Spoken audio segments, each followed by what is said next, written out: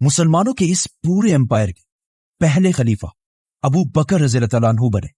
और ये बहुत ही एक अजीब बात थी, क्योंकि अबू बकर रज़ी अल्लाह तआला अन्हु का ताल्लुक कुरैश के सबसे कमजोर कबीलों में से एक बनु तैम से था। अरब एक बहुत ही ट्राइबल सोसाइटी जिसे अब तक सिर्फ स्ट्रॉन्ग कबीलों के सरदार ही कंट्रोल करते थे। तो अबू बकर रज़ी अल्लाह तआला अन्हु इतने कमजोर कबीले से पूरे अरब के खलीफा कैसे बने? और ये समझने के लिए we have to go way back. Khilafat से ऑलमोस्ट 37 साल पहले, जब मक्का में रसूलुल्लाह सल्लल्लाहु अलैहि वसल्लम की एज 25 साल तक पहुंची, तो उनकी शादी खदीजा रज़ी अल्लाह तआला अन्हा से हुई। अब यहां पे एक बहुत ही इंपॉर्टेंट पॉइंट है कि उस जमाने में तो लोगों की शादियां बहुत ही कम एज 14, 15, 16 साल की उम्र में हो जाया करती थी। तो फिर आप सल्लल्लाहु अलैहि वसल्लम की शादी इतनी लेट 25 साल की उम्र में क्यों हुई? क्योंकि शादी के लिए जिन चीजों को एक यंग लड़के में देखा जाता है, फॉर एग्जाम्पल अपना घर, कारोबार और या सपोर्ट के लिए माँ बाप, इनमें से कोई भी चीज आप सल्लल्लाहु अलैहि वसल्लम के पास नहीं थी। बल्कि आप सल्लल्लाहु अलैहि वसल्लम तो बचपन से अपने चाचा अबू तालिब के घर में रह रहे थे। लेकिन इस सब के बावजूद आखिर 25 साल की उम्र में आप सल्लल्लाहु अलैहि वसल्लम की शादी हजरत खदीजा से हुई, जो मक्का की सबसे रिच औरतों में से एक थी, जिनका बिजनेस पूरे अरब और इवन अरब से बाहर शाम, सीरिया तक फैला हुआ था। और इनके इसी माल को देखकर मक्का के अबू जहल और बाकी बड़े बड़े सरदारों ने उन्हें शादी का पैगाम भी भेजा, लेकिन उन्होंने इन सारों को रिजेक्ट करके आप सल्लल्लाहु अलैहि वसल्लम से शादी की। शादी के बाद आप सल्लल्लाहु अलैहि वसल्लम अपने चाचा अबू तालिब के घर से खदीजा रज़ी अल्लाह तआला अन्हु के घर शिफ्ट हुए और वहां से आहिस्ता आहिस्ता उनका पूरा बिजनेस मैनेज करने लगे। और इस तरह बहुत तेजी से आप सल्लल्लाहु अलैहि वसल्लम मक्का के सबसे रिच लोगों में से एक बन गए। अब अराउंड द सेम टाइम मक्का में एक और यंग जवान लड़का अपना बिजनेस बहुत तेजी से बढ़ा रहा था, जिसका नाम था अब्दुल काबा। इस्लाम से पहले और इस्लाम के बाद अब्दुल्ला, जो अबू बकर के नाम से मशहूर है, जिनका कपड़ों का कारोबार मक्का में बहुत तेजी से ग्रो कर रहा था, जिसकी वजह से वो यमन, सीरिया हर तरफ सफर करते रहते थे। और एक दिन इन्हीं बिजनेसेस के दौरान आप सल्लल्लाहु अलैहि वसल्लम और अबू बकर रज़ी अल्लाह तआला अन्हु की मुलाकात हुई। और आहिस्ता आहिस्ता जवानी से ये दोनों एक दूसरे के बहुत क्लोज फ्रेंड्स बन गए, क्योंकि आप सल्लल्लाहु अलैहि वसल्लम और अबू बकर रज़ी अल्लाह तआला अन्हु दोनों जवानी से ही मक्का के रिलीजन को सही नहीं समझते। मतलब लात, मनात और उज्जा को असली खुदा नहीं समझते। काफी सालों की दोस्ती के बाद जब आप सल्लल्लाहु अलैहि वसल्लम के पास जिब्राईल अलैहिस्सलाम इस्लाम का मैसेज लेकर आए, तो हजरत खदीजा और अली रज़ी अल्लाह तआला अन्हु के बाद सबसे पहले इस्लाम उनके बेस्ट फ्रेंड अबू बकर रज़ी अल्लाह तआला अन्हु ने कबूल किया। और अपने बाकी दोस्तों को भी आप सल्लल्लाहु अलैहि वसल्लम के पास इस्लाम कबूल करने के लिए लाए। और आगे जाकर इनके यही दोस्त इस्लाम के सबसे बड़े लीडर्स बने, जैसे कि तीसरे खलीफा Usman, Abdurrahman bin Auf, Zubair, Talha, Abu Ubaida और साद बिन अबी वकास। इस्लाम की तरफ सबसे पहले मक्का के ताकतवर नहीं बल्कि मक्का के सबसे गरीब लोग आए, जिनमें से बहुत सारे तो गुलाम थे, क्योंकि पहली बार इस्लाम ने उन्हें यह सोच दी थी कि वो किसी इंसान के नहीं बल्कि सिर्फ और सिर्फ अल्लाह के गुलाम है। और इसी सोच की वजह से आहिस्ता आहिस्ता अरब का ट्राइबल निजाम खराब होने लगा, क्योंकि पहली बार गुलाम अपने आकाओं के सामने खड़े होने लगे। लेकिन एज आई सेड, अरब बहुत ही एक सख्त ट्राइबल सोसाइटी थी, विच मीन्स इन गुलामों को प्रोटेक्ट करने वाला मक्का में कोई भी नहीं था, जिसकी वजह से बहुत तेजी से इन गुलामों के मास्टर्स ने इन पर जुल्म करना शुरू कर दिया। और इतना सख्त जुल्म कि मतलब खब्बाब रज़ी अल्लाह तआला अन्हु को गर्म कोयले पर लिटाया गया और हजरत बिलाल रज़ी अल्लाह तआला अन्हु के ऊपर बड़े बड़े पत्थर रखे गए। अम्मार बिन यासिर को कोड़ों से मारा गया और उनकी वालदा सुमैया को तो शहीद कर दिया गया, क्योंकि मक्का वालों को पता था कि इन लोगों के साथ जो भी करना चाहो कर सकते हो, क्योंकि इनको पूछने वाला कौन है। लेकिन उसी टाइम अबू बकर रज़ी अल्लाह तआला अन्हु ने इन सारे गुलामों को अपने बिजनेस की ताकत से आहिस्ता आहिस्ता बचाना शुरू किया। तो सबसे पहले अबू बकर रज़ी अल्लाह तआला अन्हु ने बिलाल रज़ी अल्लाह तआला अन्हु को उनके मास्टर उमैया से मुंह मांगी प्राइस पर खरीद कर आजाद कर दिया। इसके बाद अबू बकर रज़ी अल्लाह तआला अन्हु ने खब्बाब को भी खरीद कर आजाद कर दिया और इवन एक बूढ़ी ब्लाइंड औरत को भी अपने मास्टर से खरीद कर आजाद कर दिया। और इसी तरह आहिस्ता आहिस्ता बाकी बहुत सारे गुलामों को खरीद कर आजाद कराया। मक्का के लोग और इवन हजरत अबू बकर रज़ी अल्लाह तआला अन्हु के वालिद, जो खुद मुसलमान नहीं हुए थे, वो सब इस बात पर हैरान थे कि अबू बकर आखिर क्यों ऐसे कमजोर लोगों को आजाद कर रहे हैं जो इतने गरीब हैं कि वो इस्लाम की ताकत बढ़ाने में भी कोई खास रोल अदा नहीं कर सकते। मतलब एक ब्लाइंड बूढ़ी औरत ज्यादा से ज्यादा इस्लाम के लिए क्या करेगी? लेकिन फिर भी अबू बकर रज़ी अल्लाह तआला अन्हु इन सारे गुलामों को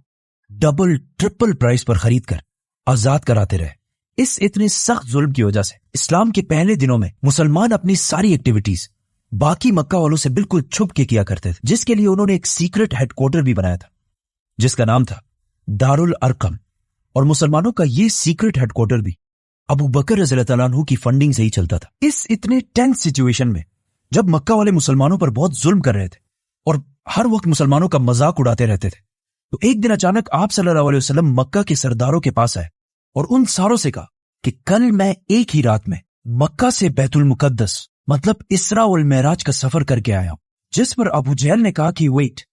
व्हाट, और आप सल्लल्लाहु अलैहि वसल्लम से कहा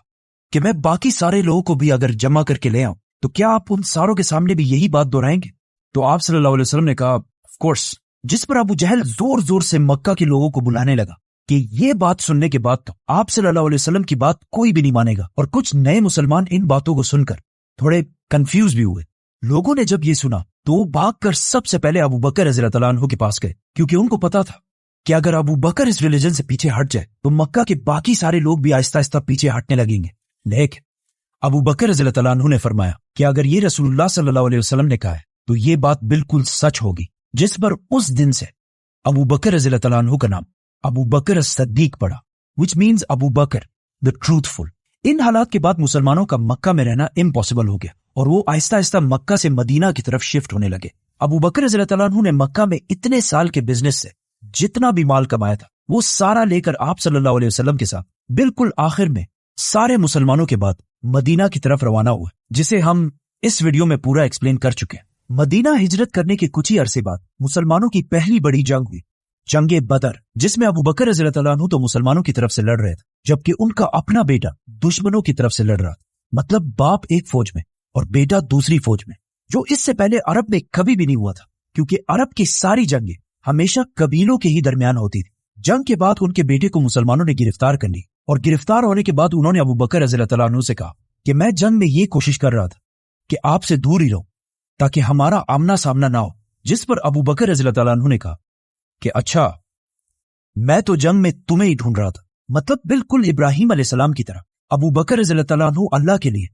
अपने बेटे को भी कुर्बान करने के लिए बिल्कुल तैयार थे। और जब जंग तबूक में सारे मुसलमान अपने माल का कुछ हिस्सा और कुछ मुसलमान अपने माल का आधा हिस्सा आप सल्लल्लाहु अलैहि वसल्लम के सामने पेश कर रहे थे, तो अबू बकर रज़ियल्लाहु ताला अन्हु ने अपनी सारी दौलत जो भी था लाकर आप सल्लल्लाहु अलैहि वसल्लम के सामने रख दिया। अबू बकर रज़ियल्लाहु ताला अन्हु के इन सारे कुर्बानियों को देखकर आप सल्लल्लाहु अलैहि वसल्लम ने एक दिन फरमाया कि दुनिया में सबसे ज्यादा मेरी मदद टाइम और माल से अबू बकर रज़ियल्लाहु ताला अन्हु ने की है। और एक सहाबी ने यह भी फरमाया कि आप सल्लल्लाहु अलैहि वसल्लम अबू बकर रज़ियल्लाहु ताला अन्हु के माल को ऐसे खर्च करते थे जैसे वो उन्हीं के पैसे हो, क्योंकि उन्हें पता था कि अबू बकर रज़ियल्लाहु ताला अन्हु कभी भी उनकी मदद करने से इनकार नहीं करेंगे। और आखिर एक दिन वो दिन भी आया कि पिछले 30 साल की ये इतनी क्लोज दोस्ती खत्म हो गई और आप सल्लल्लाहु अलैहि वसल्लम इस दुनिया से चले गए। और उस दिन जब पूरा मक्का रो रहा था तो अबू बकर रज़ियल्लाहु ताला अन्हु ने सामने आकर सारों को तसल्ली दी, जिसके बाद मुसलमानों ने आप सल्लल्लाहु अलैहि वसल्लम के बाद अबू बकर रज़ियल्लाहु ताला अन्हु को अपना नया बादशाह चूज किया। लेकिन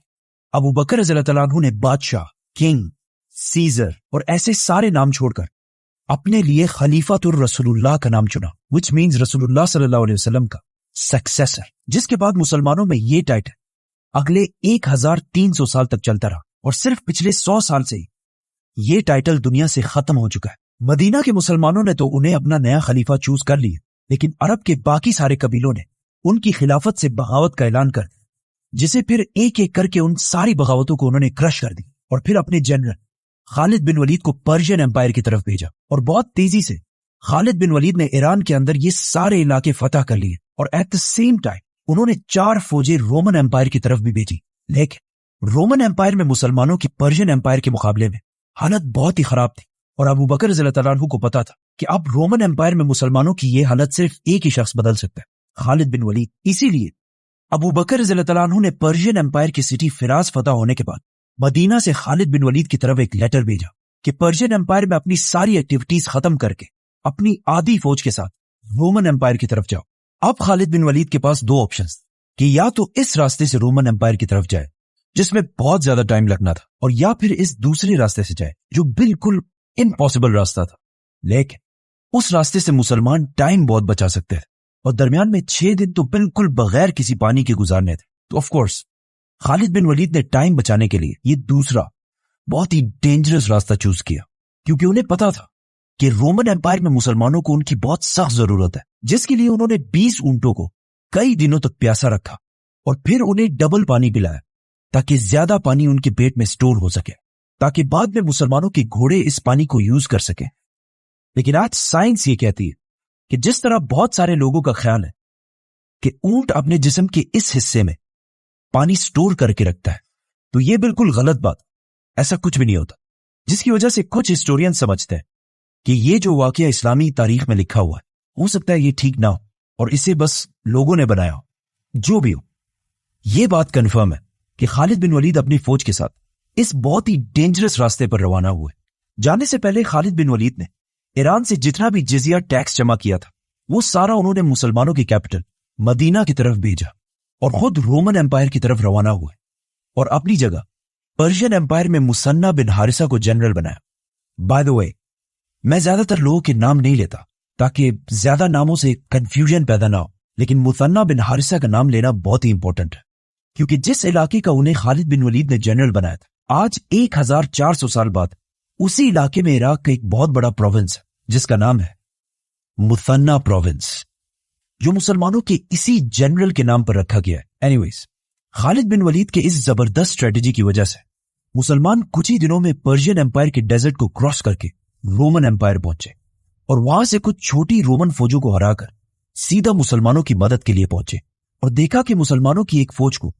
रोमन्स ने बिल्कुल घेर लिया है और वो मुसलमानों की इस फौज को जैसे ही खत्म करने वाले थे, खालिद बिन वलीद उस एग्जैक्ट टाइम पर पहुंचे और मुसलमानों की इस फौज को रोमन से बचा लिया। नाउ, अगर खालिद बिन वलीद ने वो डेंजरस रास्ता चूज ना किया होता तो मुसलमानों की ये सारी फौज जो शुराबील की लीडरशिप में थी बिल्कुल खत्म हो जाती और हजारों मुसलमान शहीद होते। खालिद बिन वलीद ने इस फौज को बचाकर रोमन एम्पायर में मुसलमानों की सारी आर्मीज को यूनाइट किया और उन्हें यूनाइट करके बहुत तेजी से रोमन एम्पायर में आगे बढ़ने लगे और कुछ ही अरसे में इस सारे इलाके को फतह कर लिया, जिसे आज हम उर्दन, जॉर्डन कहते हैं, और सीधा रोमन एम्पायर में सीरिया, शाम के मेन सिटी दमश्क, दमास्कस की तरफ बढ़ने लगे। लेकिन जैसे ही मुसलमान उस सिटी के करीब पहुंचने लगे तो यहां से बहुत दूर मदीना में मुसलमानों के खलीफा अबू बकर रज़ियल्लाहु अन्हु की तबीयत अचानक खराब हो गई और जैसे ही मुसलमानों की फौज ने रोमन एम्पायर की मेन सिटी दमास्कस को हर तरफ से घेर लिया, तो उसके सिर्फ 2 दिन बाद मुसलमानों के पहले खलीफा अबू बकर रज़ियल्लाहु अन्हु इस दुनिया से चले गए। लोग नॉर्मली अबू बकर रज़ियल्लाहु अन्हु की खिलाफत को इतना क्रेडिट नहीं देते, लेकिन अगर देखा जाए तो अबू बकर रज़ियल्लाहु अन्हु ने सिर्फ 2 सालों में पूरे अरब की बगावतों को क्रश करके पूरा अरब दोबारा यूनाइट किया और पहली बार कुरान को एक बुक की शक्ल में कंपाइल किया और एक ही टाइम पर उस वक्त की 2 बड़ी सुपर पावर्स रोमन और पर्शियन एम्पायर पर हमला करके उनसे इन सारे इलाकों को फतह कर लिया। और इन सब कामों के दौरान एक दिन हजरत उमर रज़ियल्लाहु अन्हु ने देखा कि अबू बकर रज़ियल्लाहु अन्हु हर सुबह कहीं दूर किसी के घर जाते हैं। जब उन्होंने उनका पीछा करके पता किया तो पता चला कि अबू बकर रज़ियल्लाहु अन्हु इतने बिजी कामों में भी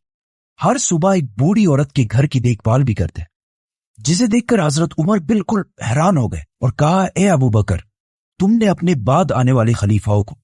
ऐसी एग्जाम्पल कायम करके बहुत मुश्किल में डाल दिया। अबू बकर रज़ियल्लाहु अन्हु तो दुनिया से चले गए, लेकिन उनके बाद उनकी औलाद का दुनिया पर बहुत बड़ा इन्फ्लुएंस रहा है, जैसे कि इमाम जाफर अस-सादिक और इमाम जौजी जैसे बड़े बड़े स्कॉलर्स अबू बकर रज़ियल्लाहु अन्हु की औलाद में से। और इवन आज से 100 साल पहले इंडिया की सबसे रिच स्टेट हैदराबाद के निजाम भी, जो एक टाइम पर दुनिया का सबसे रिच आदमी था, वो भी अबू बकर रज़ियल्लाहु अन्हु की औलाद में से थे। नाउ, अबू बकर रज़ियल्लाहु अन्हु ने वफात से पहले एक बहुत बड़ा काम किया था। जैसे ही उनकी बीमारी बढ़ती गई, उन्हें पता चल गया कि हो सकता है ये अब उनके दुनिया में आखिरी दिन। इसीलिए उन्होंने जल्दी अपने सारे ट्रस्टेड एडवाइजर्स को बुलाया और उन सारों को पहले से बता दिया कि मेरे बाद मुसलमानों के इस इतनी बड़ी एम्पायर का दूसरा खलीफा कौन होगा।